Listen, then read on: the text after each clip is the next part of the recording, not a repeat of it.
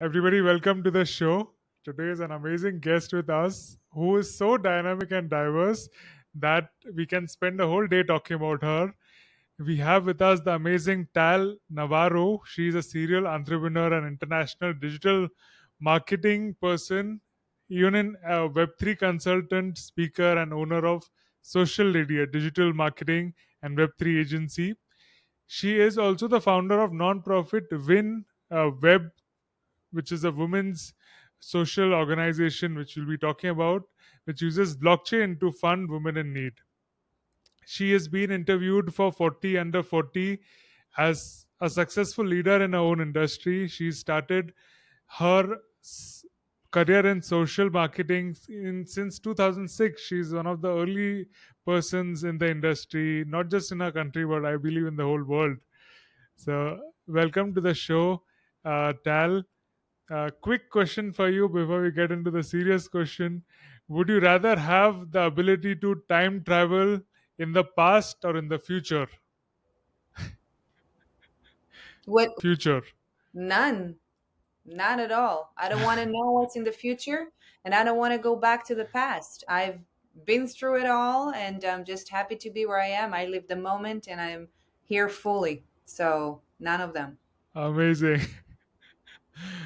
Would you rather have a non profit organization that focuses on immediate assistance like food, shelter, medicine care, and so on, or have a long term support like education, job training, and mentorship?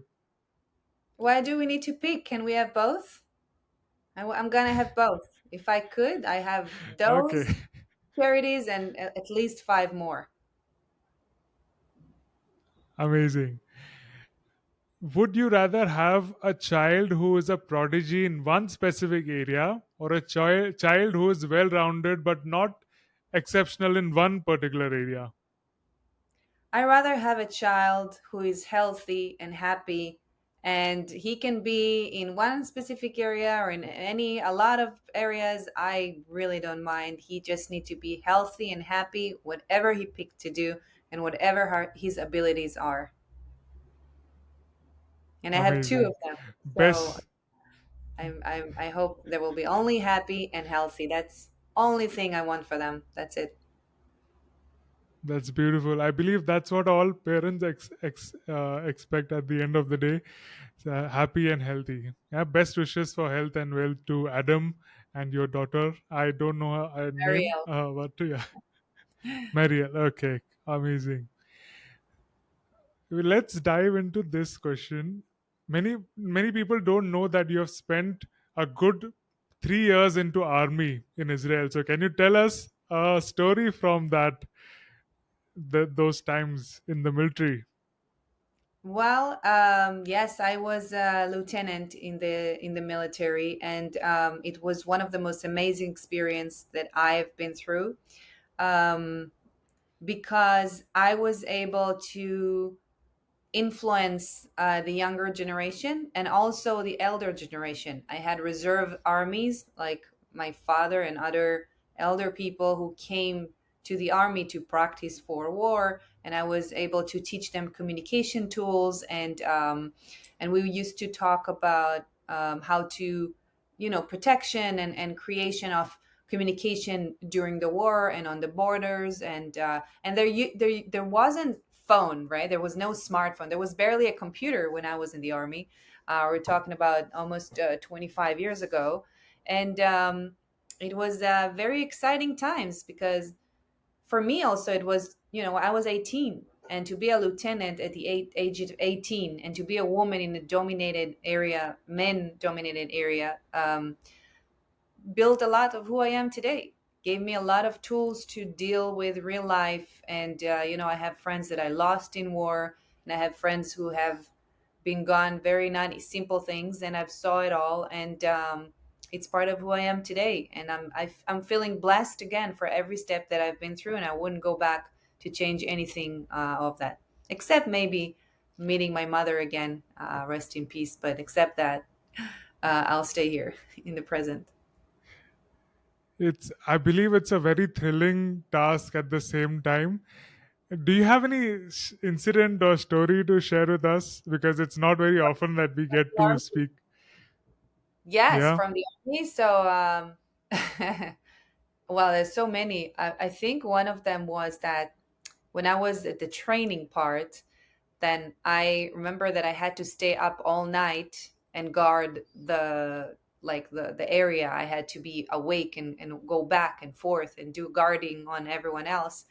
And I was so tired. In order to keep myself awake, I had like a big marker, and I wrote DMTN, which is Depeche Mode Tal Navarro, because I used to be in love with Depeche Mode at the time. That's a band. I don't know if you know it, but it's a very famous band that I was adoring, and I wrote it on, like, there was a wall over there that there were a lot of paintings there and people were sketching their stuff. So I added DMTN, and I wrote a lot of it to keep myself awake.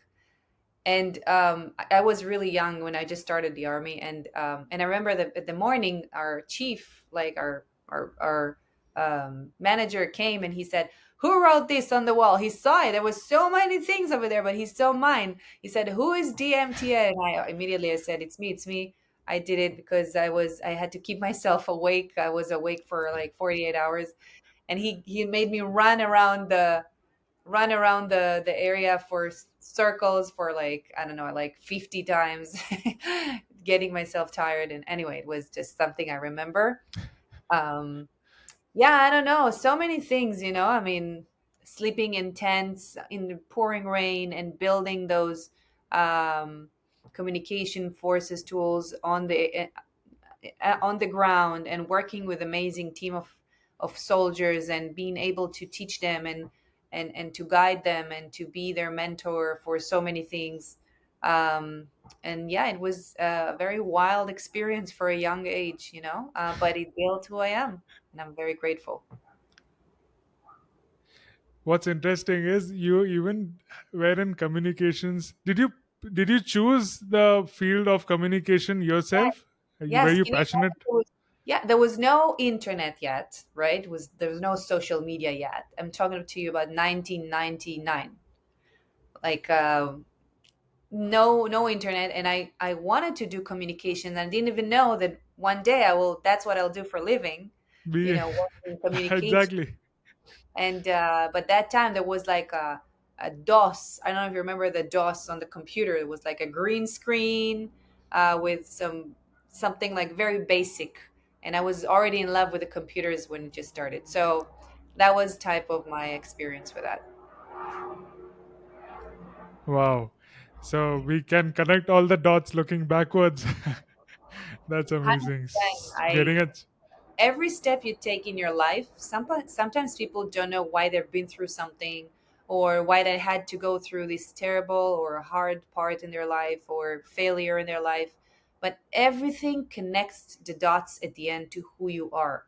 I I feel like I am a book full of chapters, and every chapter is a different me, and it's always me, but it's always more of the dots that I'm collecting through the years and through my journey. And I've been through so many things in my life, and I feel like this book is full of amazing chapters, but every chapter is important for the chapter that I am today.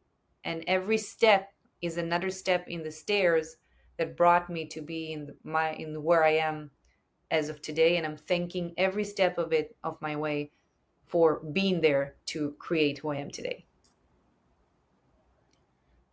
What is an advice you would give your younger self? um well, it's funny because I am, again, I wouldn't skip anything. So maybe I would tell myself, you know what, start to do. I mean, I started entrepreneurship when I was 20. Like, literally, when finished with the army, I left to New York and I opened my first business. I was 21 almost, and it was plumbing and constructions. I had no idea in plumbing and constructions, but I was jumping into it as I started.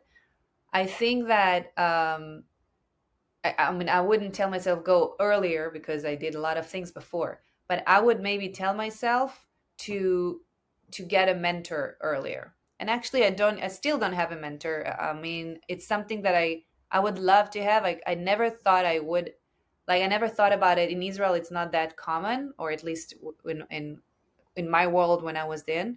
And only I heard about a mentor since I came to United States, and I couldn't find someone good. But I think if I had more guidance, because I did everything by myself, a lot of failures, a lot of, falling down, a lot of loss.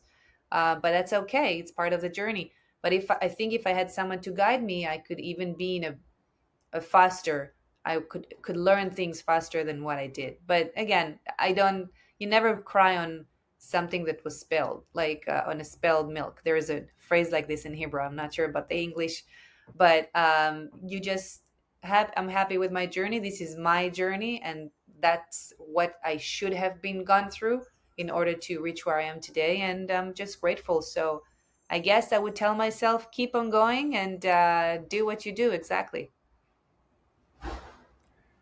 Beautiful. I think that's why you are very interested in mentoring younger people now. I believe that's where it comes from, isn't it? Okay. So for me to guide younger women and younger girls is a mission for life, because I feel that I have so many tools and I've been through so much in my life that now I am able to give those tools to others and educate as much as I can. And I feel like I am very privileged by having this. Means that I don't want to keep it all to myself. I feel like I have so many gifts of knowledge and experience that I want to take those gifts and give it away, because I don't need all them. I know them already. I want others to learn. I want others to be strong and know that they can be independent and they can be whoever they want and they can build, and they need to believe in themselves and they're beautiful. Every woman and every girl in the world, she is beautiful the way she is, and everyone is built different, and everyone needs to accept the fact that they are different than others, and we don't need to look at other people's journeys. We don't need to look at other people's path. We need to walk on our own, accept our failures, and take the lessons and go to the next thing. And I would love to guide as many women and girls on that as possible. Win, women in need. So I believe that's how you conceived the idea. How what happens in this organization, and through Web3, how are women being supported? So WIN is a nonprofit that supports women in need. We are an organization that is dedicated to support women who are living in a war zone and facing daily battles. At WIN, we believe in empowering women by providing them the financial resources and opportunities to showcase their skills and their talents. So the way that it works is that I'm working with charities who are in Rwanda, Nigeria, Ukraine, different places around the world where they have poverty and sex trafficking and violence, and have no other ways to get financial support. They cannot work, and they cannot provide food and financial resources for their families and themselves. So we are enabling them to create art. They're sending the art to us, and we are selling it for them on the blockchain, on the marketplace.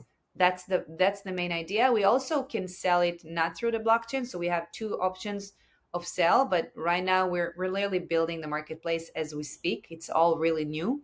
This idea was born approximately 10 months ago when my baby was born. I have a baby boy who was born at the same time, so I'm raising both of them together. And basically we're giving them the tools to to empower them. Why is it empowering them? Because now they feel that they work for something. They're not just creating art. So I know, I work with charities that told me, Tal, the day that we have our girls sitting and creating art for you, they were smiling all day.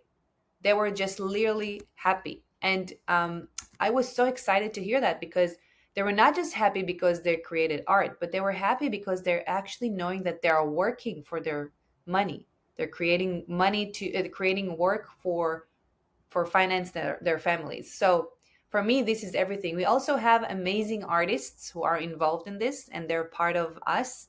They have donated art for the cause, and we're selling it as well. And we also have women's stories section where women are sharing their stories about what they've been through. We're giving them a voice, a face, a place to be heard, a place to express themselves. So a lot of women are sharing in a video form or some in text form about the art they created, about the things they have been through. And we're like a safe place for them to share what they have and also bring more awareness to other people to what they have been through. Um, we are working on different levels right now. It's very, very exciting because the Beverly Hills mayor, Julian Gold, is my partner in this. I also have amazing team and amazing partners who have joined us. We did a fashion show last month at during the NFTLA event, the Outer Age, and we have created. I brought 20 thought leaders who basically were wearing a printed art on clothing, and it was very exciting to see the clothing comes to life, the art comes to life, and see the artists being presented on the stage. So it was a great opportunity to introduce also those thought leaders, also the art, the artists, the women, the charities. It was all in one place, and for me it was very, very exciting. I brought camera team, I brought, makeup artist, and everything. I organized, I printed the clothes, I brought the leaders to walk on the stage. I hosted it. And what I did is that I asked from the photographer, hey, guy, listen, I would love you to send me the video as soon as possible so I could share it with Gary Vee's team and try to do this show on VCon event. So on VCon event, so I spoke with the team, Gary Vee's team. They saw the video, they loved it, they loved the idea, and they told me, listen, on VCon, which coming up in 3 weeks, it's a little bit too tight to close because they already finished organizing the agenda. They already have the plan. What are we gonna do? But they told me instead of that, you can do the fashion show at Cannes Festival in France on Gary Vee's private yacht. So we're going to do the fashion show on Gary Vee's private yacht event. It's going to take place in June. And we're going to have very big names that I cannot exclude right now. But it's all going to come up soon. So Win is going to get a lot of exposure soon. And I'm very, very excited. I've been working very, very hard to build this together. And I'm still working hard to build this together. And I have amazing people around me who are supporting and helping. And at the end of the day, the goal is to really help as many women and girls as possible. And I'm also looking for more charities to work with. I just literally have no time to look for them. But if someone is hearing this and they have an opportunity, you have a nonprofit or an organization who supports women and girls either in war zone or either on daily battles and war like poverty or sex trafficking or violence, I am super happy and open to support any girl from age 4 to age 84. I'm here for you guys. So, yeah, let's change the world together. That's so exciting. I have seen all these images. The fashion show was amazing. Got to see so many of my friends' artworks showcased there. Even Nick was there on the ramp, Nick Kalyani, with whom you also did the Nifty Dreams exhibition in Dubai, which was focused on the women. I contributed my art to that as well, and I'm so happy that Amazing. what all the things you're doing with the team. We have an organization in my city which works with HIV and those who women affected by sex trafficking or prostitution. So I will I will try to connect them or do what best I can.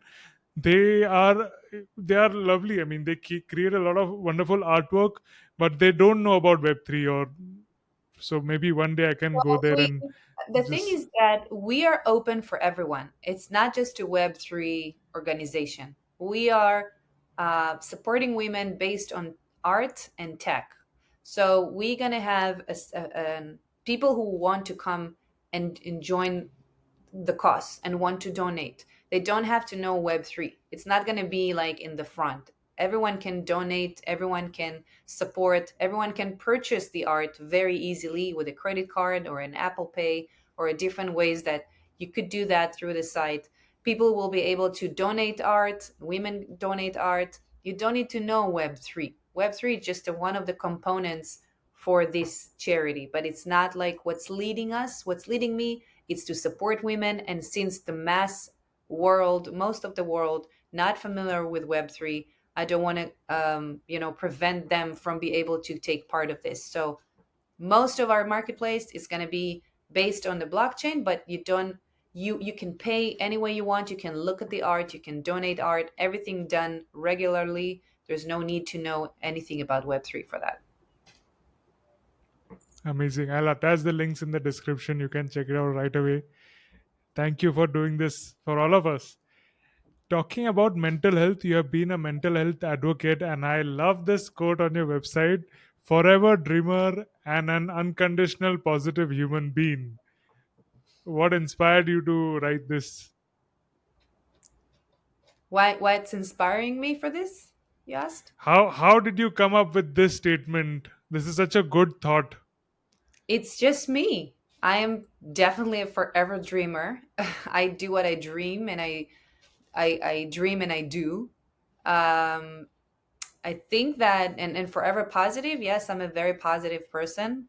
I'm not going into any fights, and I'm very. There's no reason. I keep myself away from negativity, from drama, from issues, and I'm just I just love to love, and I love people, and I love to give and to support. And I think that the dreamer, it's the best thing to be in the world, at least for me, because you know I can tell you that when I started the nonprofit and I got my baby, the market crashed as well. So I had less time to focus on business. And that's okay because I rather build something I'm passionate about and do what I love than run after the money. I don't care about the money because I believe when you do what you love and when you wake up in the morning passionate and hungry for the next day and you don't know what's coming up, and that's the most amazing thing. You don't know what's the new day brings. That's the most exciting part of this life. And then you can build whatever you want on it. It's like a white canvas, and you can enjoy every minute of it because you do what you're passionate about. And the money component will come with it. You will figure that out. Of course, you can't live it out completely. You have to make money because we live in where we live in a material world.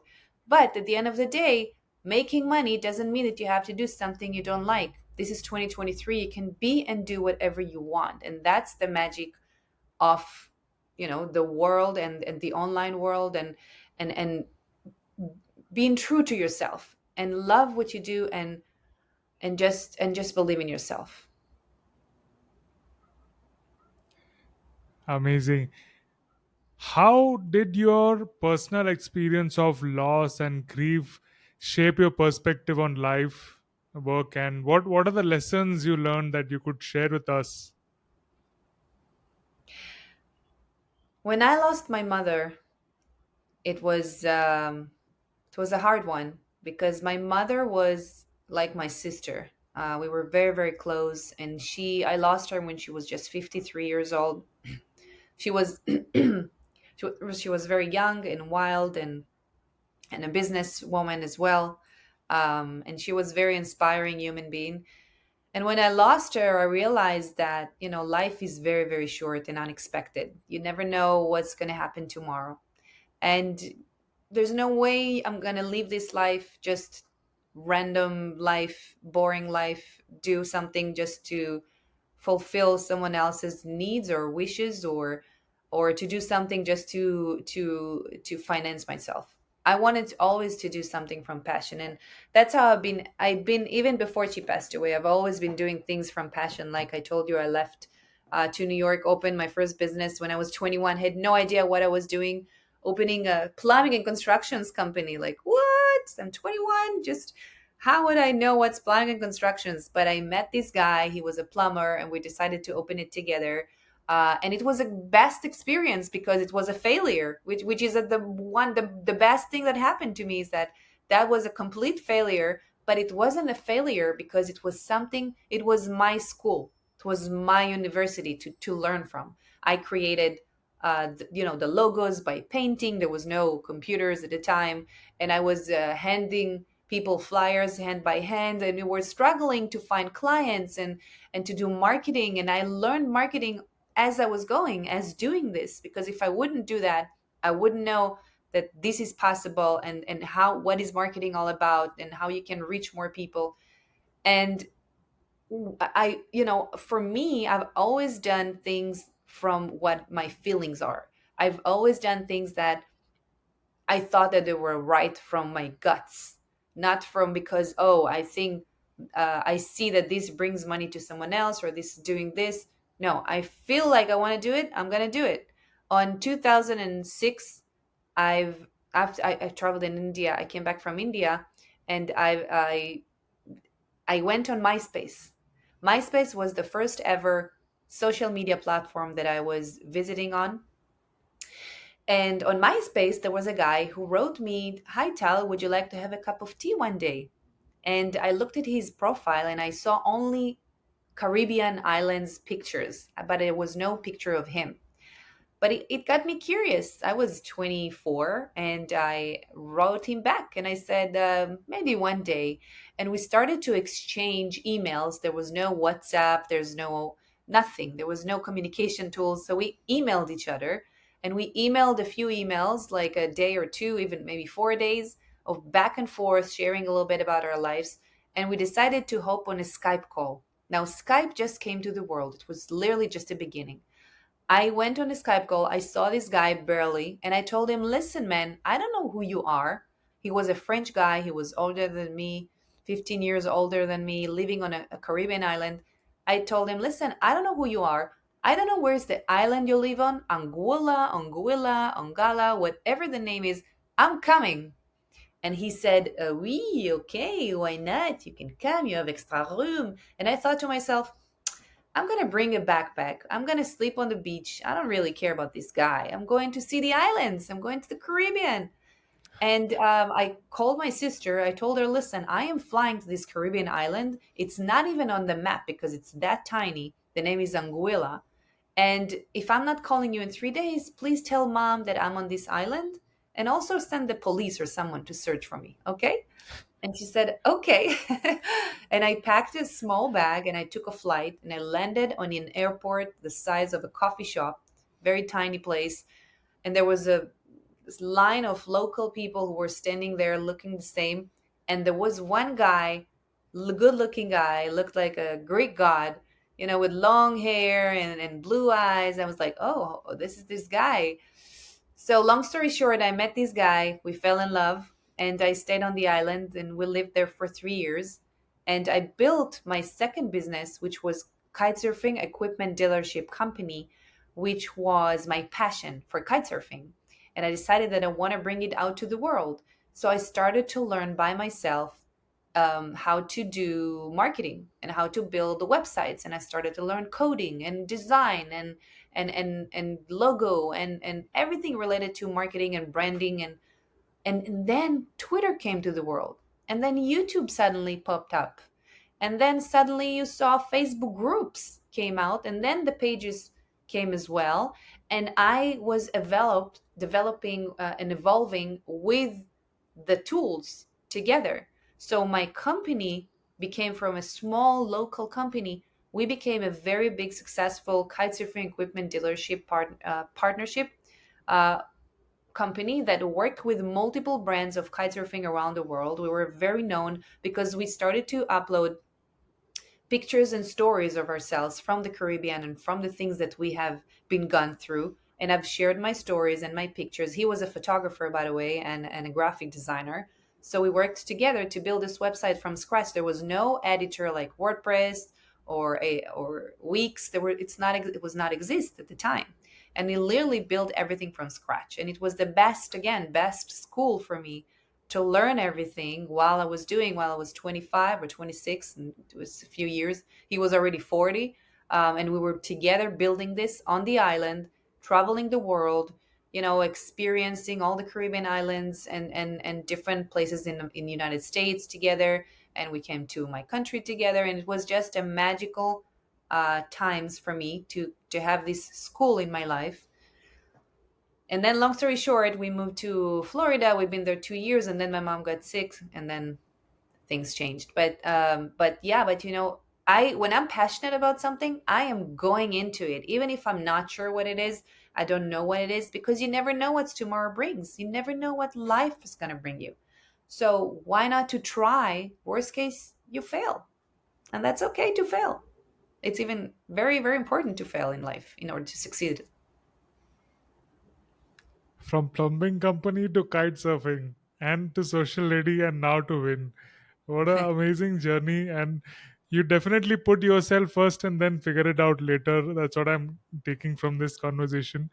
So, what after the Florida, after you came to Florida, how did things change? You said after your mother passed away, they changed. Well, I left. I moved out of Florida into Israel to be with my mother when she was sick. From the time she got sick until the time she passed away, I was her mother for 6 months. Um, because she needed support, and I stayed there with her. And then when she passed away, our relationship did not last. It's a long story with this guy, and we decided to divorce. So I moved back to Israel. I left the business to him. Another long story. And I restarted from zero. I started with no mother, no business, no living in the freedom. I just moved back to Israel, to a tiny apartment, starting my life from scratch. I have no idea what I'm going to do. Haven't been in Israel at the time for 10 years. And trying to figure out, my life from the beginning. But actually, this was the way that I was grieving, was creating and doing. So my journey in Israel, I was at the bottom, but then it went up pretty much like that, because I established the first digital marketing department at the Adler Homsky, which is the second largest advertising agency in Israel at the time, 2010.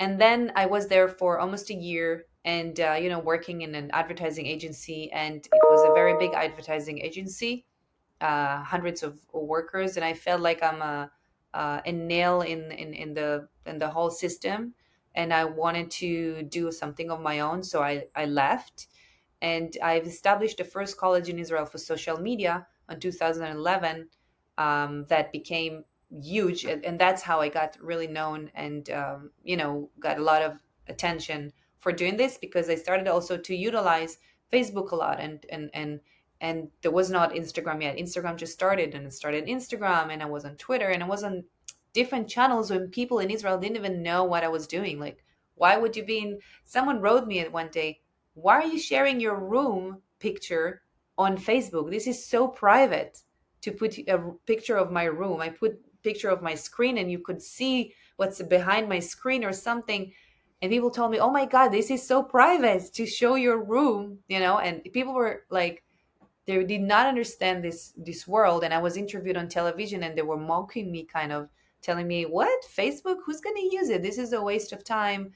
No one's going to do business on Facebook. This is just a trend, etc." And I was teaching it, so I had 20 leading teachers from the industry, which are the leading, still are leading as of today, and are good friends. And also I had hundreds of really students, and it was the biggest companies in Israel who came and learned and everything. And it was a great experience for me too, because again, I jumped into the water not knowing how to build a university, right, a college in Israel, no clue what I was doing. I was jumping, and I started to learn how to swim when I'm in the water. So that's what happened, and it was a great experience. Just to highlight brands Tal has worked with, she's worked with Coca-Cola, Electricity Israel Company, Channel 2 News, Breslev, Rest, and others. So I had a question on these same lines. When you're jumping into these things, don't you feel anxious about what is going to happen? Or if that thought comes, how do you deal with that thought? If the wet comes, the third. If you get a thought about Oh, a how I thought. am going Yes, to deal. yes. So I think that when I jump in the water, I don't think much. I just do. If I sit and start to think, should I do this? Maybe that's too dangerous. Maybe they're gonna think about it this way. Maybe people not gonna like it. Maybe no. There's no time to think. You jump and you do. And I think I do that on everything. For example, this fashion show that I did last month. It was in 3 weeks. Like what? I remember I even called a friend of mine. She's a designer, a stylist, and I asked her for help with some of the clothing. And she said, "Oh, it's in 3 weeks. Forget it. You're not going to do it. It's not going to happen. You can't do a fashion show in 3 weeks." I told her, "No, I'm going to do it. The question is, are you going to assist me with some stuff or not?" And she's like, "Sorry, but I don't think you can do it in 3 weeks." And after I did it, she's like very good. But so I just jump and do. Sometimes I'm like, how am I going to do this? I have no clue. But let's do A, B, C, D, E, and then I'm going to do and I'm going to do the next step and the next step, and we'll see. I'm not waiting to think if that's going to work or not. I'm just going to jump in the water and learn as I go. And that's the best school. That's the best school. I mean, what's better than experience things on yourself? Of course, it's better to ask someone or learn or read about things that other people already done. That's why I want to be a guide for so many women, because I am able to give the tools that I've learned on my own skin. But I am super blessed and I feel very honored to go through those things, to experience things on my skin and be able to execute things even if I failed. That's okay because it made me stronger and better all the time. Sometimes the thought of failure and future regret stops people from getting into things. So, what would you like to tell them? Fear is what stops us from doing things. A lot of people are moved by fears, and they are, they prevent themselves from do things because of fear. And it's okay. It makes sense. Fear also protects us. Sometimes we're preventing disasters from coming or preventing bad things to happen. But a lot of times, fears are blocking us from doing things that we want to do and are very important for us. So I would recommend you to try and overcome a fear. Try to think, what if I will succeed? What will happen? What an amazing feeling is if this will actually work. And also try to think, what are the consequences if it's not going to work? So you tried, you tried and you failed. So what? Who cares about what other people think? Remember always that your failure is your lesson, is your experience, and it's something that you are going to take with you to the next steps of your life. And this is so important to understand that, because when you are failing, it's your thing and it belongs to you, and you're taking the experiences and the lessons with you to the next steps. So don't be afraid of fear. Don't be afraid of taking step. Don't be afraid. Don't let the fear stop you. Take that step. Move forward. Plan the future and always envision in your brain. Tell yourself, this is going to happen. That's it. If I want this, it's going to happen. And I put in front of me the picture of how is it going to be. I literally telling loudly to the world. I'm talking about it and saying, this is what I'm planning to do, and that's how it's going to happen, and this is how it's going to look like at the end, and that's how I reach this goal, because I am so driven to receive this goal and go forward and not let anything stop me on the way. That's how you win. Wow, that's so much high self esteem and confidence. How do you bring that? How do you stop the negative self talk? So I think that um, to stop negativity thoughts, you have to replace them with good thoughts. So whenever you have a negative thought in your brain, try to put yourself out of your brain, like to think, look what I'm thinking about. This is not good. Let's try to think about something else. I literally sometimes having conversations with myself. If I have a bad thought coming to my brain, I'm thinking, oh, I have this fashion show to pull out in 3 weeks. I'm never gonna do it. I've thought to myself, oh, she even told me, this lady, you're not gonna do it. And I thought to myself, maybe she's right. Am I not gonna do it? But then I'm thinking to myself, Tal, this is a thought. Make it go away and think about something else. Immediately, I'm thinking of how this is going to happen. What is it going to be? How is it going to look like? So I'm replacing the bad thought with a good one. And it's literally what's saving my day. It's literally what I'm training my brain to think about the good and the positive things and the results and what's the goal, the end, what's the end picture that I want to see in front of me. And that's what I'm focusing on this. And with time, I learned how to prevent. The more you're, I think the more you practice your brain on thinking of good thoughts, the less you will think bad thoughts. As of today, I have this huge mission to do this fashion show in 2 weeks, in 2 months. I told you about in the yacht. I have 2 months to pull out a show. I have no clue. I don't have the models yet. I don't have the clothing yet. Like, I have no clue what I'm going to do. Literally, this is like a very big thing I took on myself.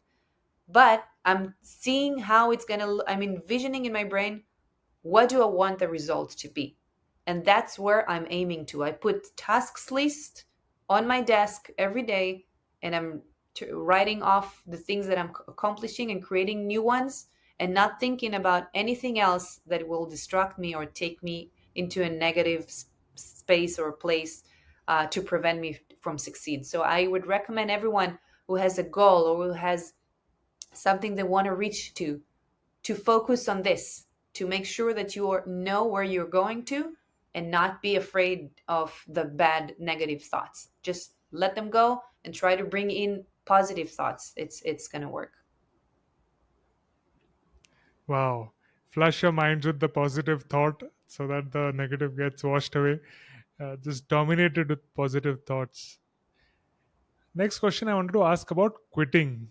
You have started so many ventures, you have moved on, trying different things and moving on.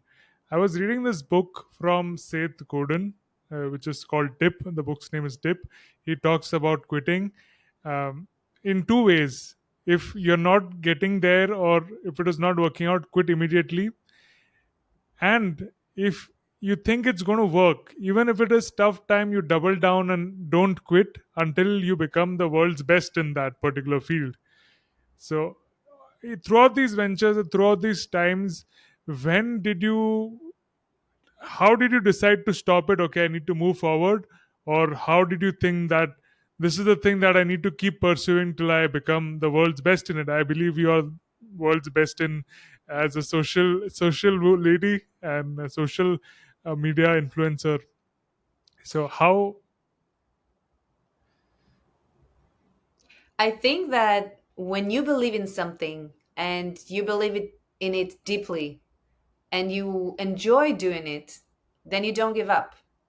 When you are doing something that you feel, and it's not only that, by the way, for example, the kite surfing company that I had, I was trying to, before I split it, to my ex-husband, i was trying to I was trying to run it when I was in Israel, at the same time, while I had other things I did and rebuild myself from scratch. And it took me time to realize that this is not going to work.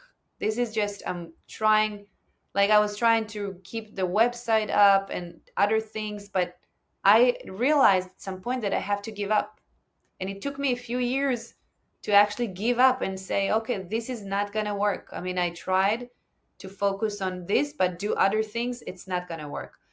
So you have to understand at some point when something you're working hard on, even if you're passionate about, but you don't have the tools or the resources, or it's not the right time for you to do it, it might not work, and that's okay. And you need to learn how to give up on things, and you need to learn how to move forward. So I decided when I moved back to Israel to focus on building my digital marketing knowledge and agency and all those things, rather than focus on something from the history on the kite surfing in the Caribbean, which I don't live there anymore. It's not my life anymore. All the website is about my past life, about living on this island with this guy. It belongs to the past, and I was trying to preserve it and keep it alive. And here, I think it's the first time I ever shared this even.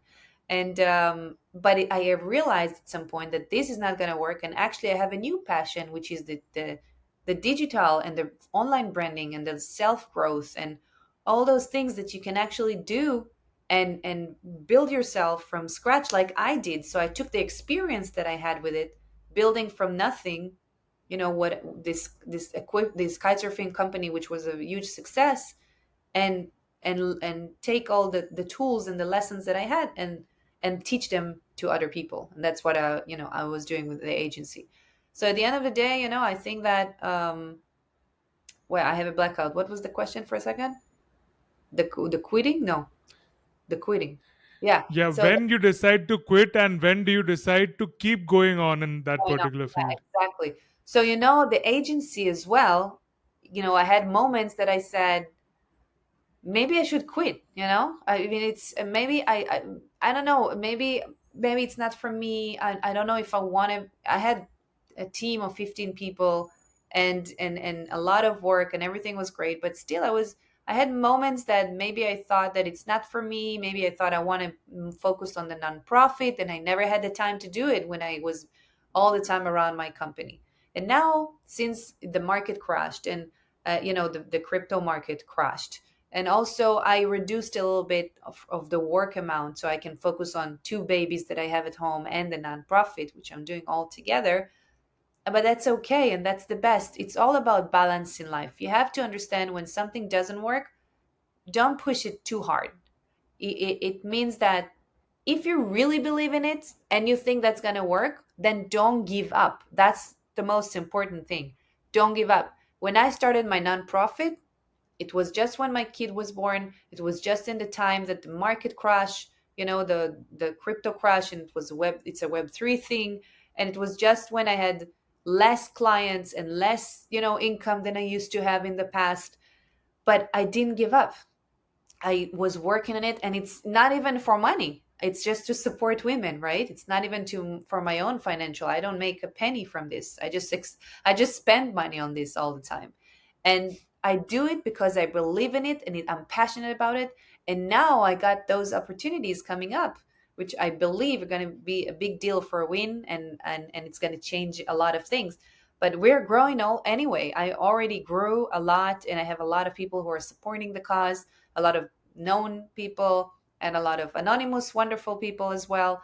And I am feeling very blessed and grateful for keeping my passion going and creating, those tools for women, and be able to pursue my passion and be able to help others. And there's nothing that I more passionate about than helping others and supporting women and girls and giving them the tools that I have in my life. Beautiful. One question again, stepping back. For that time you had quit that surfing website and the work that you're doing, did you ever feel that that many years of my life were wasted? I wish I would have used that in something else. I would have progressed much further in that other field. So, do you regret wasting time for anything that didn't work out, or how do you deal with it? No, not at all. As I said, I don't regret anything, nothing that I've done. I mean, this is my journey. This is the path I was supposed to walk on to reach where I am. If I skipped those few years, which I wasted my time, I would not be who I am today, and I would not have those tools to give those ladies and women and girls that I want to give it to, or even to everyone, to my own children, to my own surroundings, to people that I love, to my followers, even on the different social media platforms, or to anyone that I feel like bringing some of those tools and knowledge and experience and lessons. And I wouldn't have them if I would skip those years. So I wouldn't skip anything in this lifetime, and I wouldn't change anything. Really, the only thing that I would love to change or skip, but it's nothing that I can do about, it's my mother's death. But again, this is the only thing that is out of my control, and it's also part of what made me who I am today as. Let's talk about social media. You started when there was nothing. There was nothing as social media. There were no website. There was not even computer. But now there's so many social media platforms, everything coming new in Web3. Also, there are new platforms. Twitter goes through updates each and every day. YouTube goes through updates. People are crying about algorithms. And how do you deal with uh, the The change. changing social media? How do you adopt to the changes? I think that is part of being a business owner. You have to know how to adapt. Life is not just a one live stream. There's always ups and downs. The market is changing, the technology is changing, the world is changing, people are changing, um, attitudes are changing, markets are changing.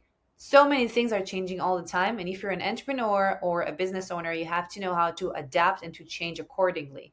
I think that, and I feel like that's what I changed a lot through the years, because I started, with the kite surfing thing, and then I continued to build the social media department at Adler Homsky, and then I continued to build a college about social media, and then Instagram came to the world, and then I joined Clubhouse, and then I joined Twitter Spaces. Then the audio apps came so fast and so strongly and changed a lot, and the podcasting evolution have created a lot of changes, and there's so many things that affecting what we do. And now, of course, the I mean, that's it. This is then another level of change that is going to just, that's a whole conversation, of course, the AI. But AI is the future, and it's not even the future, it's the present. And when people will realize that, I hope they're not going to be left behind. Everyone has to go on the AI as of today and understand that concept, and the tools that it's bringing with it. There's so many things that we can ease our lives when it comes to AI.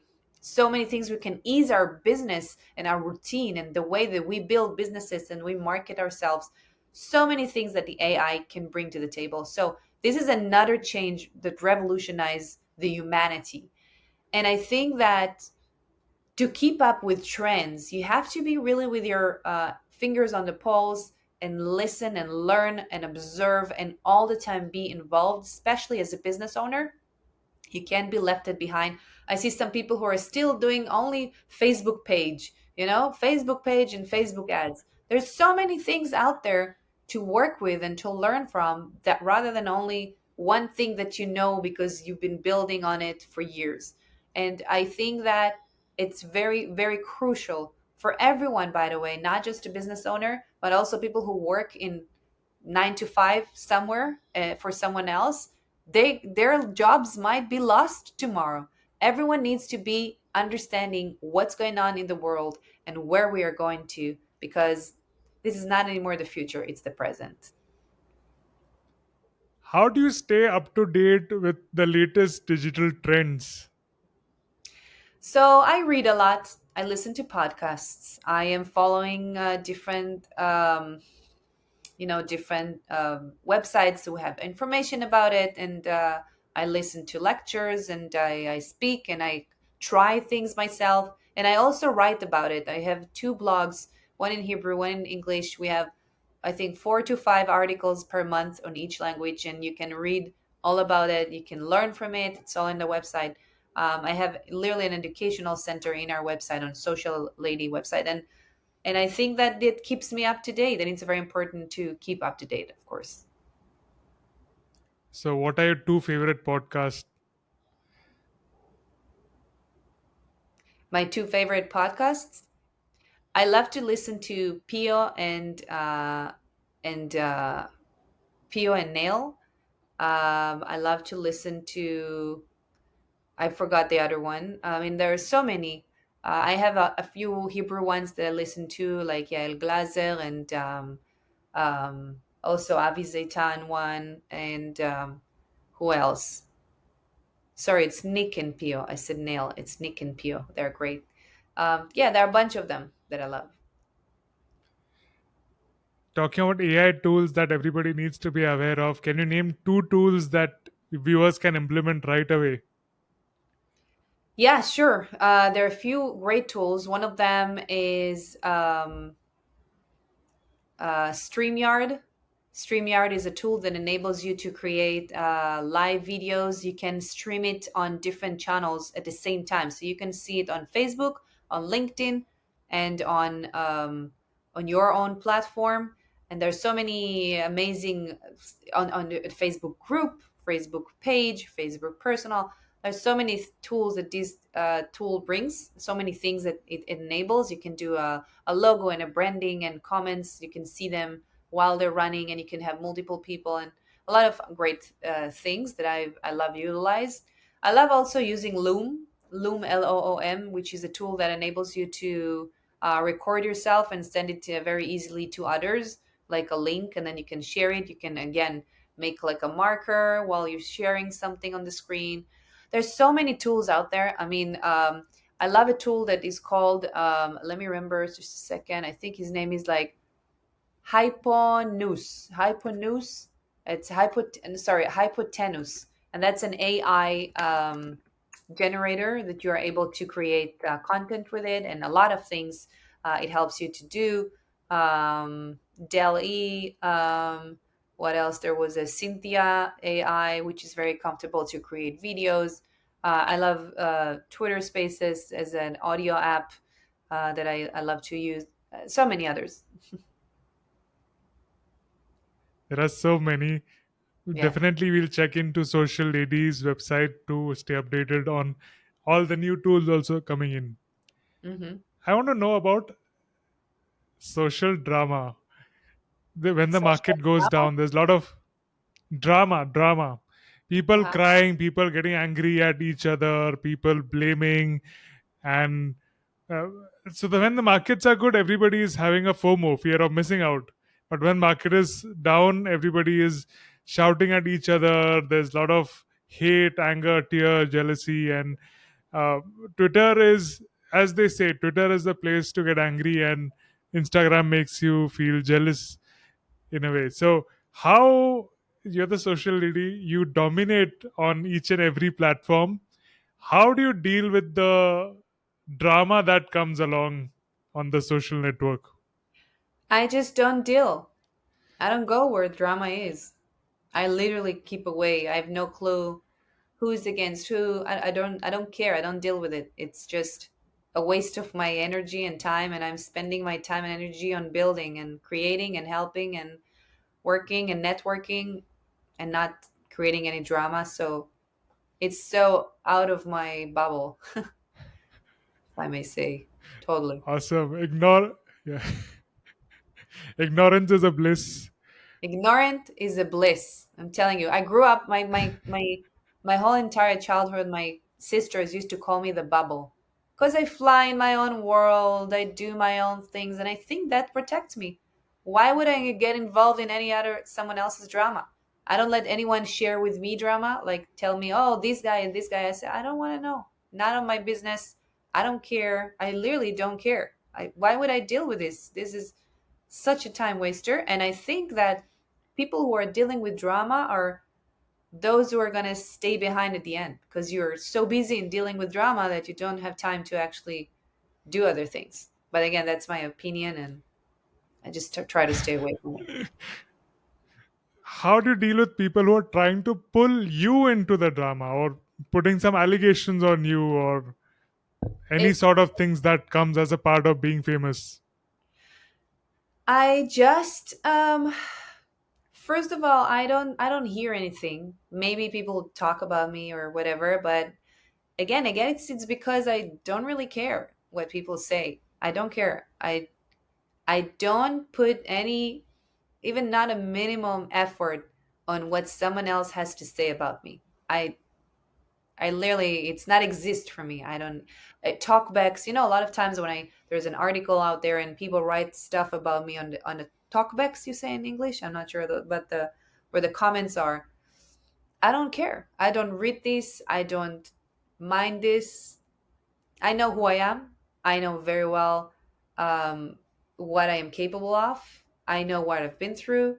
The people who I care, and they're dear to my heart. They know who I am, and that's all matter.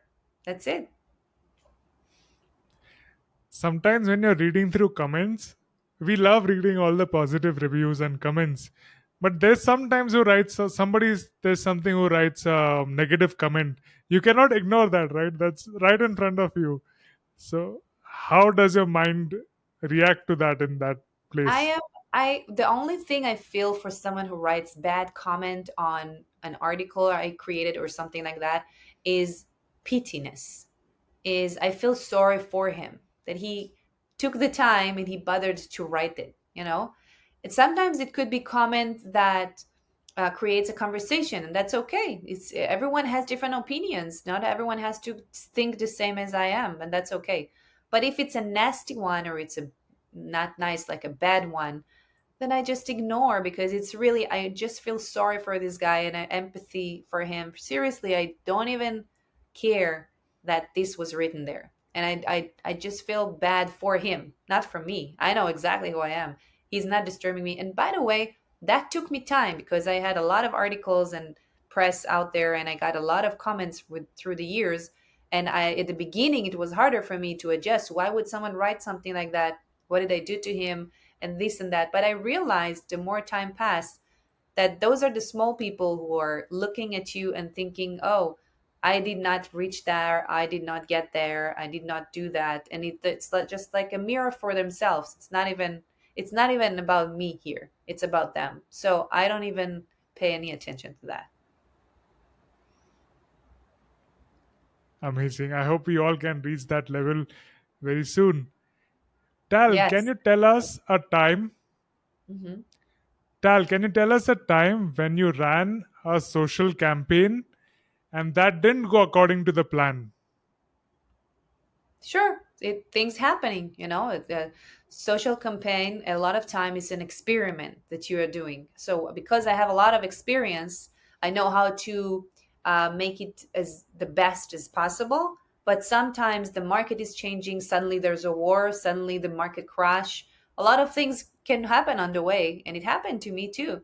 But then you have to adjust to it, and you have to understand that this is not all about me. It's not all about what we do in the marketing. It depends on the clients, it depends on the market, depends on the competition, depends on the audience, it depends on so many things that are dependent on at the end of the day if a campaign is going to work out or not.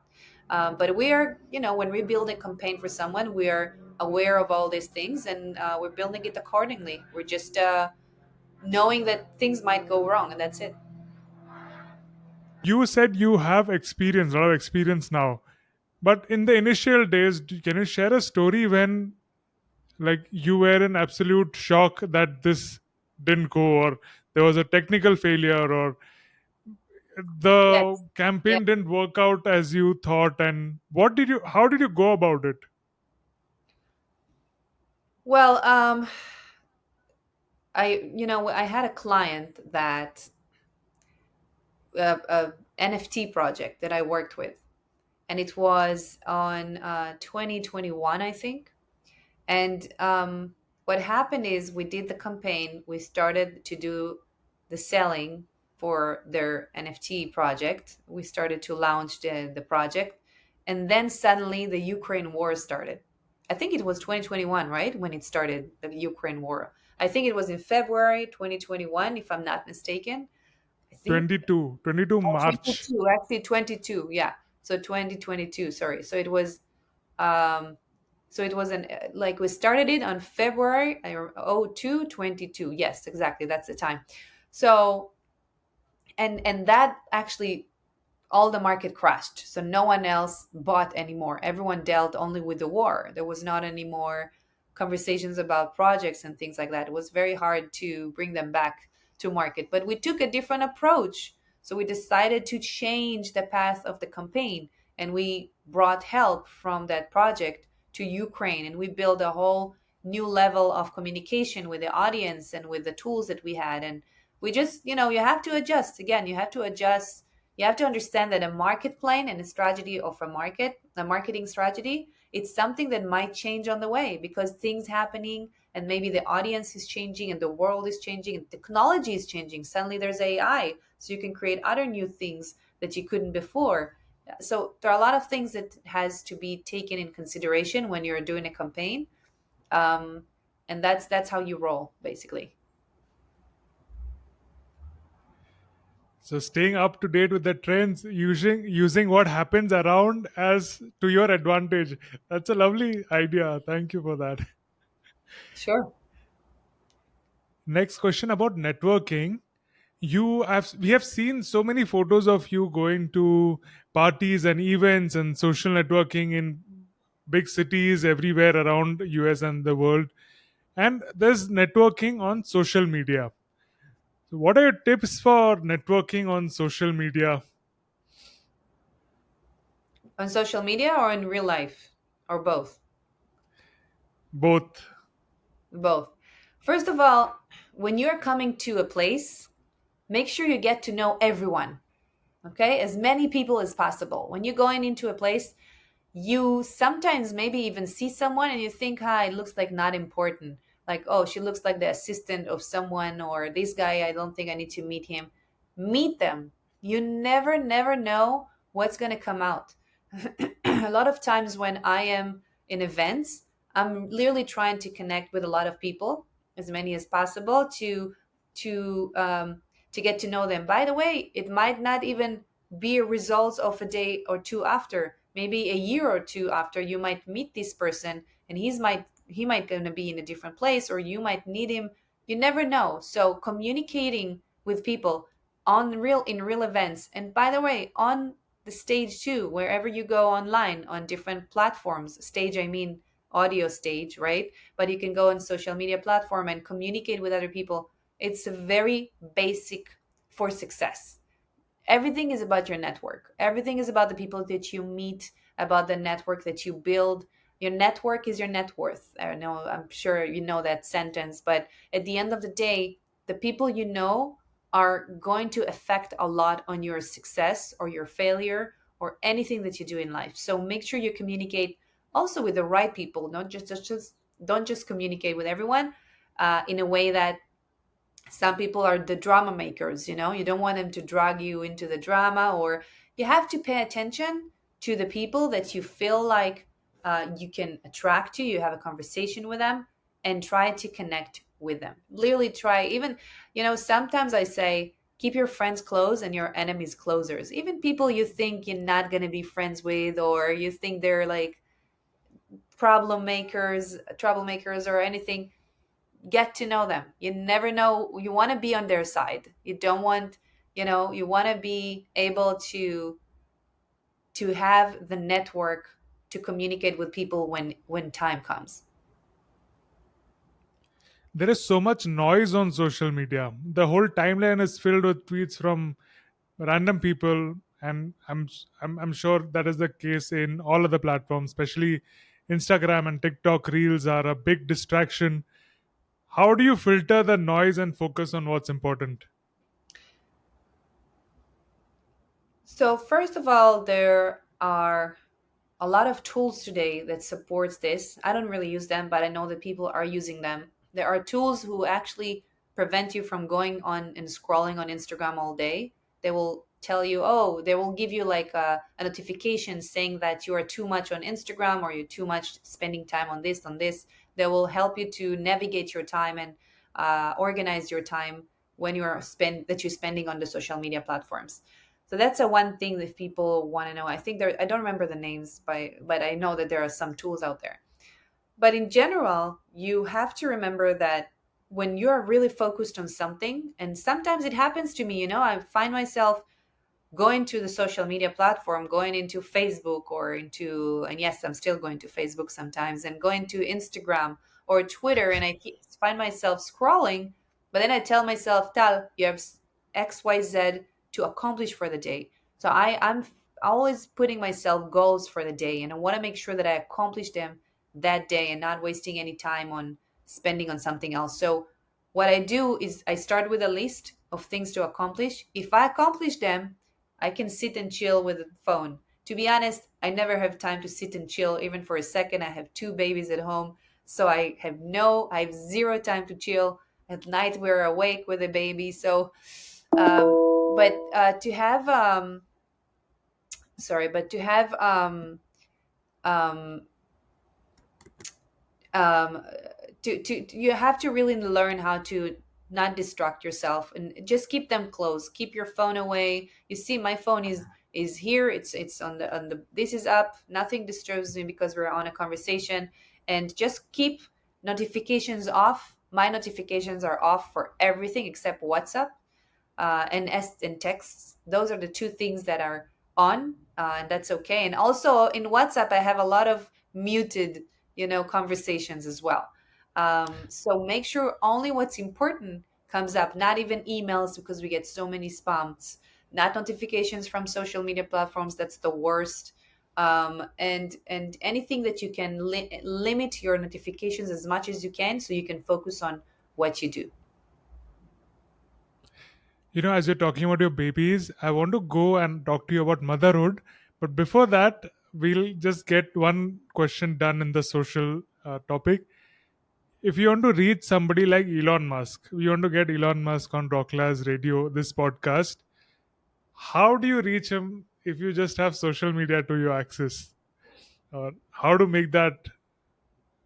So to reach someone on Elon Musk's level, there's first of all, they're very accessible in the social media platforms. But I mean, you can go to the Elon Musk DM and write him from time to time. Maybe he will see something, but I know that Gary V is looking at him sometimes, or he's been approached to some of those messages by his team. But I think that if you want to reach someone, you can reach him. There's no person in the world, if I want to reach him, I will reach.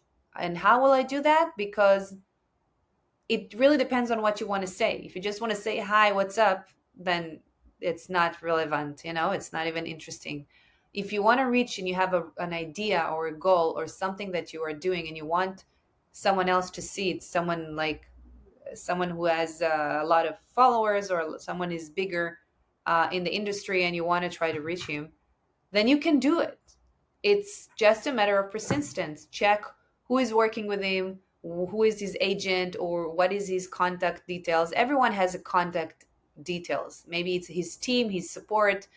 You have to start and do it. I mean, it's just a matter of being consistent, being persistent, and do it. Wow. I think we have a fresh story on that as you shared about going to Gary Vee's private yacht party. How did you reach Gary Vee and made this possible? Well, I remember that at Art Basel, I was walking around Art Basel last year on 2022. I was walking around and with a friend, and we saw Gary on the stage. Now, Gary, I've been following Gary since 2006 when I was in the Caribbean island. That's where I started to listen to him, and he was part of my, kind of guide mentors online to listen to. He was talking about social media and how it's evolving, and I was in the same boat with him. I was big believer in social media before anyone else even knew what it is, and we kind of predicted the future.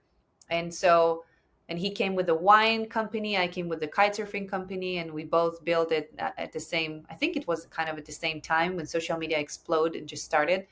And so I love Gary for many years and for a long time. And on Art Basel last year, I went with a friend and we saw him speaking on one of the stages. He was sitting on the stage. There were like 1,000 people there, and I told my friend, "I can't believe I still didn't speak with Gary. This is like ridiculous. I really want to talk to him about my nonprofit, and I have so many friends who know him. It doesn't make sense. I didn't even speak to him."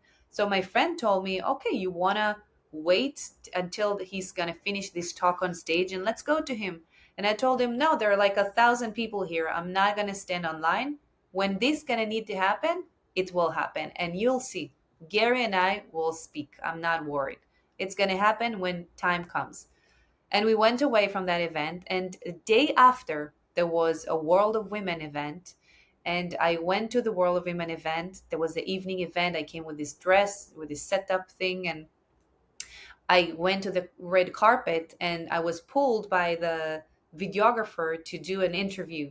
And I was interviewed by the World of Women character over there, the blue lady, and she interviewed me, da da da da da, to the camera. And then a second after I was about to finish, Gary V came. They pulled him too.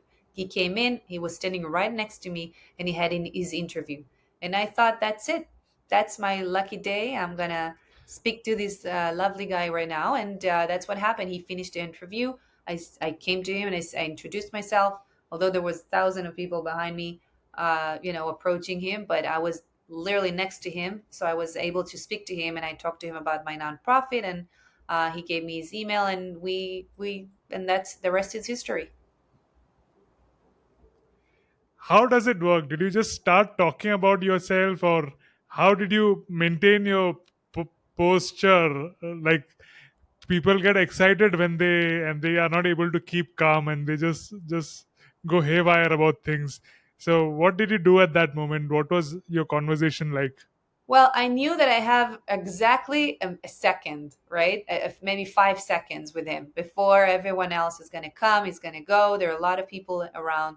So I was very focused on introducing myself and telling very briefly what I do, what I have in mind, to make sure that he understands very clear and he likes it, and I hope he's gonna like it and be interested. And he was, and he replied to me very fast. Right to my email, and we'll look at it. And I said thank you, and that's it. I didn't even hold him for a second after, and then 3 days after, I went back home to LA, and I wrote him the email. And 8 minutes after, he replied with his team, and we started a conversation. Yeah, literally 8 minutes after. Eight It was minutes just within 8 minutes, wow. Yes, 8 minutes after he replied. He CC'd his team. They replied to me, told me they want to meet, and day after we had a call together. We wasn't on the call; I was with his team, but we talked about everything, and it was great. The rest is history. That is thrilling even to imagine. Wow. It's One it's person. I'm telling you, when you focus on what you want, and you are, again, you know that you want to do that, and you are bringing it out to the universe. And I'm not that spiritual person. I'm really not. I don't do meditation, and I'm very bad in these things. But I believe that if you want something and you say it out loud and you are acting towards it, it's going to happen to you. So literally a day before, I said, you know what, I'll meet Gary when time will come. And it came a day after. Who would even think about it? So you never know when it's gonna come, and be ready for it, and know what you do when it's coming. I mean, it's just like that. Believe in it and it will happen to you. Tal, I'm telling this in front of you, right as we are doing this podcast, that Elon Musk is going to be on Rocklaz Radio very soon. Yes. November 22nd, November 2023. Yes, I have some other characters I would love to connect with, maybe before Elon even. But yeah, but Elon will be great as well. About you met Gary at the physical event. Do you have a story from somebody unreachable that you reached only through social media? First of all, my ex-husband I met through social media. So that's social media is magical, and it's really, you never know who you're gonna meet. Um, but yes, so I communicated with a lot of people who are. Everyone is reachable. There's no unreachable people. People are reachable. We are all the same. We're all human beings. We all have same dreams, and some people are just having more experience and more knowledge than others, and are able to give more tools and create more influence than others, but we are all the same, so everyone is reachable. Um, and I think that at the end of the day, sorry, I hear my son over there. I think that at the end of the day, it's all about how persistent you are, how much you really want something. And when you want something, you can achieve it. Some people do it in different, everyone doing it in different ways. Some people are writing millions of DMs and until they get answered, or some people will go through an agent, or will try to drive to his house to stand in the door. I don't know. But at the end of the day, if you really want something, you can achieve it. So you have to just believe in it, and don't be afraid to approach people on DMs, on go to their support and say that you want to meet them, and don't be afraid to try and take the step. Everyone is the same. We equal. Everyone is worthy a conversation with everyone. I would love to speak to every human being that approaching my way, and I've no one is less than the other. And so that's why Elon Musk is interesting. But I would also love to meet.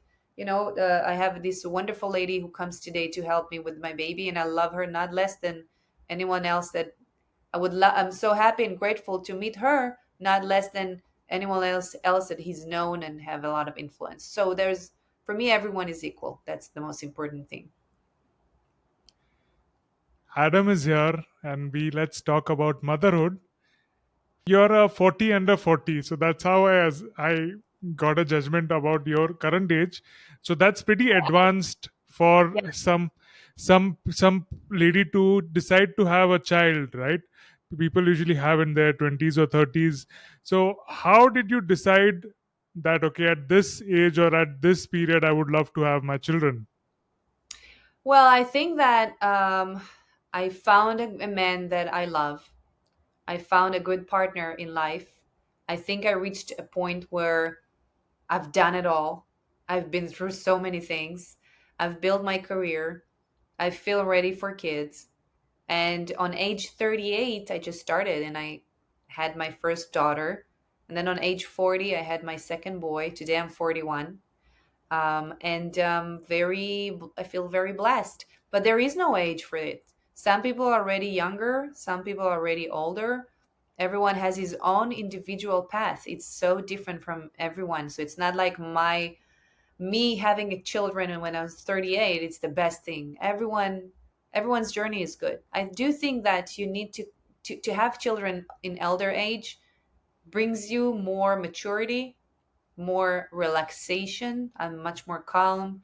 I know how to deal with the kids. I'm also multitasking, running my business and running the nonprofit and traveling and speaking on different places around the world and raising two children and always being with them means that a lot of times, only when I fly for 3 days here and 3 days here. But all the time I work from home. I work from my office is in my home. So most of the day I'm with the kids. Weekends they have no school, so I'm with them all the time on the weekends. And when I'm with my children, I'm never with my phone, never with the computer, always with them, focus 100%. And I think that's the way to live. So motherhood for me, it's the best thing that happened to me in the planet. I think that I always thought that how I'm going to combine kids with my life, it's going to be very complicated. But at the end of the day, it was the best thing that happened to me. My children are everything for me. They're so beautiful inside out. Wow. They're so amazing. And I'm so blessed to have them as my children, to be a mother to them. They're just amazing, really, and they're teaching me so much. I never thought even that I will learn so much, but I'm learning about myself a lot of things that I didn't even know, and I'm learning about motherhood and about strength, Tal, about can you hear me? women, and about I multitasking, think I and lost you about there. the magic of this world and life. And they're just amazing. I can talk about them for hours, but Hello. we don't have hours anymore. Ask. Yeah. It's amazing to have children at a later age because you're financially also very settled and you don't have to chase around things and also take care of a baby. So there are a lot of plus points to having kids at a advanced age. But there are some negatives also that my parents or our parents tell us that why you should have kids early. One of them is that you'll be very old when that children is in his youth, and they'll have to stay dependent on each other. Or many parents in India, at least I've heard, or in traditional countries, they have kids so that they can take care of them when they are old. So what do you think about these points? I didn't make kids for myself. I made kids for their own lives. I didn't make kids so they will take care of me when I'm old. That's a very egoistic way to see it, at least from my point of view. I am super happy to have my children in the age that I am because I'm able to give them tools that I would not be able to give them 20 years ago. I think that I educate them in a way that they will be strong and free, and I'm not, not cuddling them too much. I mean, I'm cuddling them a lot, but I don't wrap them in an only pink world. I am, we're grow together. They see me as an entrepreneur. They see my failures and my successions, and they're a part of my life. And they're growing to a mother who is very strong and independent, and I'm giving them the tools to be that way too. And I wouldn't be able to do all that if it was many years ago. So I don't do children for myself. I did children for themselves, for their own life. For me, it's just an extra. And actually, for me, it's even it's harder to have kids. It's not really for me, but I am feeling very, very blessed to have them, and it's the best lessons that I am getting in life.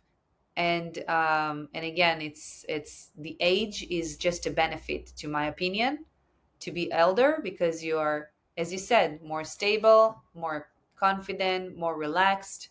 I'm able to buy them anything they want. And still, I'm not I'm not raising them to be spoiled or to have everything they want. First they have everything they want. Yes, they're very young right now, right? So they have everything they want. They're getting the best. But with time, I will teach them independency, and even financial resources, communication, and all kind of things that will help them from young age, as much as I can, of course. I still want them to be innocent until they're 38, like I was. I was very innocent until I was 38. I'm telling you, until I had a baby girl. And I hope that I could maybe lock them in the house and keep them for 40 years safe and sound. But I know that it's not. This world is, I don't know where it's going into, but I'm here for them. And I'm happy there will be for each other as well. Beautiful. Wow. I wish to see them whenever I visit. Maybe Me they'll too. have grown up. Me too. I have two questions for you from the Yes. signature round. This question we ask everybody and we get amazing answers, and it's very subjective and open ended. Name three people, living or dead, that you would like to have lunch with. Who would I like to have lunch with? Yeah, three people. They can be alive or they can be from the history. Alive or dead? I would love to have lunch with Oprah. That's a one person I would love to have lunch with. Um, I would love to have lunch with my mother again, if that's possible to pick from the history because she's not here. And I would love to have lunch with Jim Morrison because I love this band and I love music, and I have a lot of questions for him. So there's a second part to the question. What Mhm. is one, if you had to ask them one question individually, what one question would you ask? If I had one question to ask them, not It can much. be different for different people. Yeah, so I would ask, well, Jim, I would probably ask a lot about how did he get to this amazing music that he created, what motivated him, things like that. Oprah, I would love to ask her so many things. So there's not one thing. And my mother, wow, so many things. I mean, you can only imagine about my mother what I can ask her. You How's have it? to pick a How is question it for both there? of them. How is it there in heaven? Who's next to you? Like, are you meeting angels? Did you meet grandfather? Like all those questions. And Oprah, I would ask her about independency, some advice maybe for business advice, women empowerment advice. I would ask her one question: would you come join Win Web 3 and support women? But I will do that one day. That will happen. I'm not. I mean, I know that will happen. We'll get there.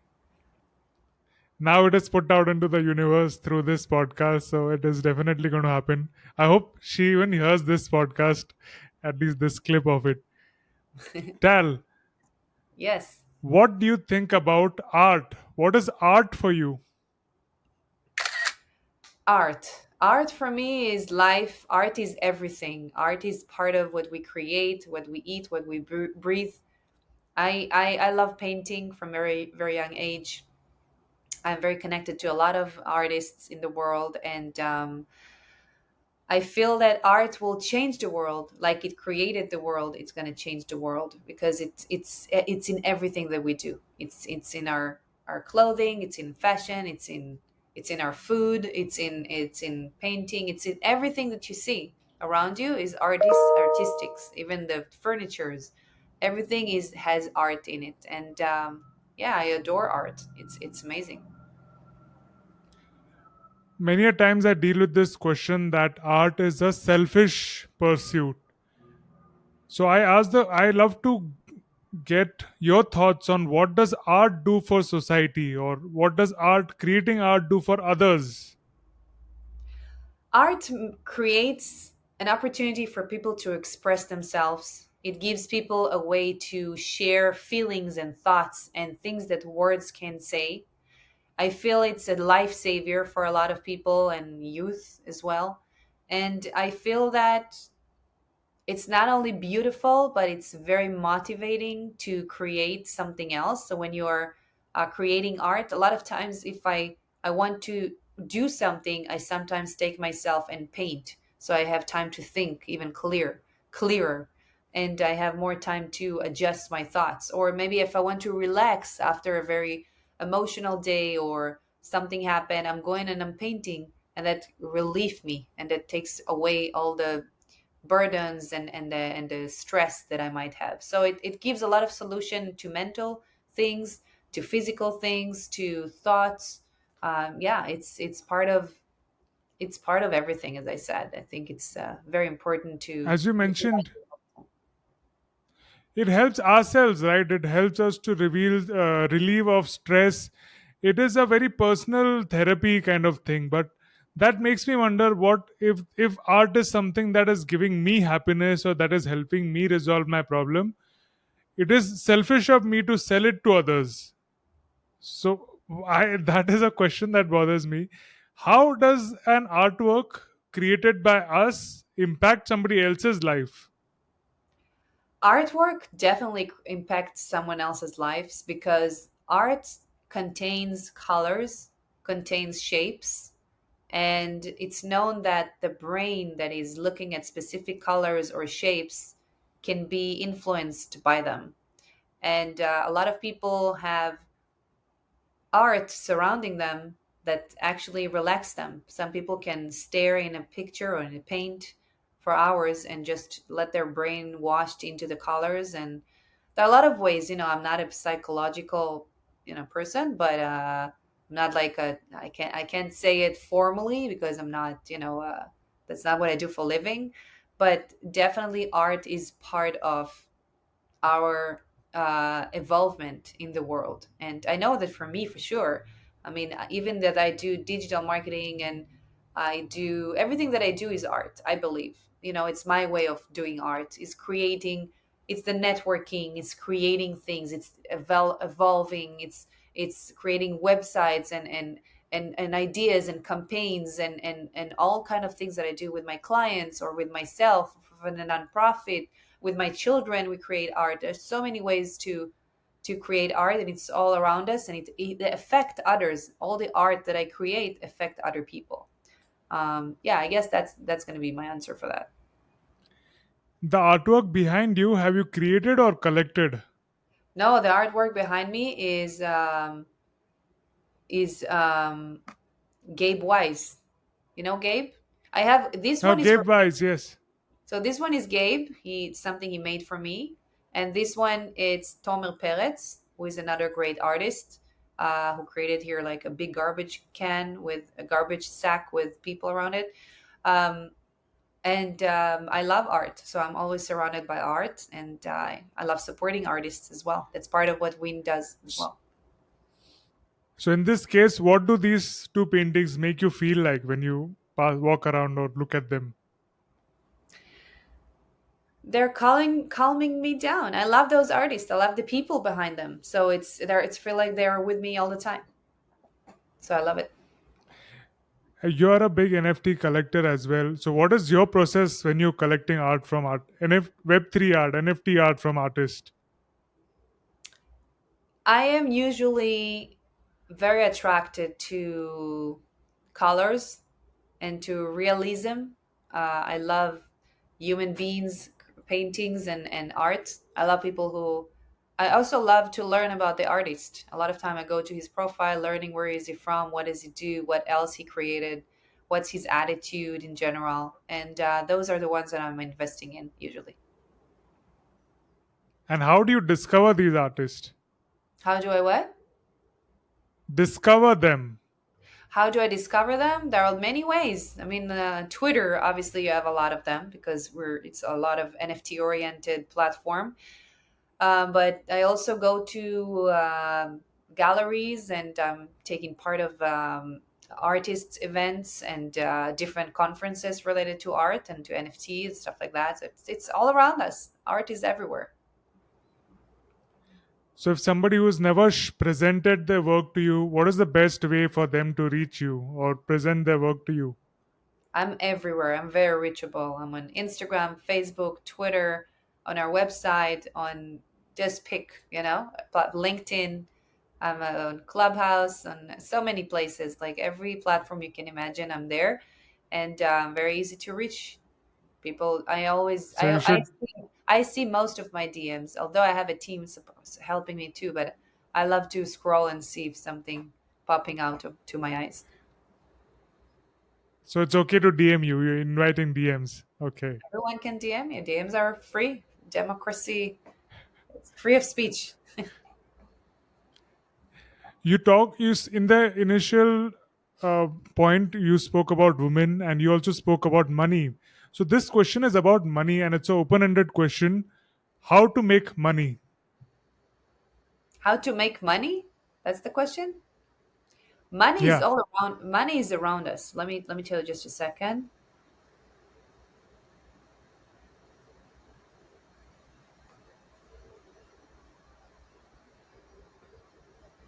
Sorry.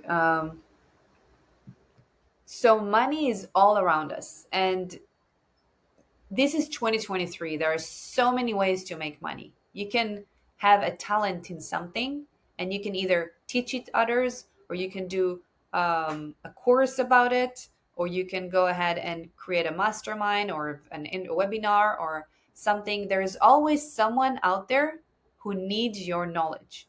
There's always someone out there who needs what you have and you don't even know. Some people think, oh, I know social media or I know cooking, but there's so many cook out there, so many people who know how to cook. So why would anyone listen to me? Never think this way. Always believe in yourself and understand that there is an audience for everyone. The world is big and there's a place for each and every one of us. So for me, for example, I do social media, I do digital marketing. Those things, there are millions of people who do that, right? Who doesn't do it today? There's so many social media gurus and people who understand the social media platforms.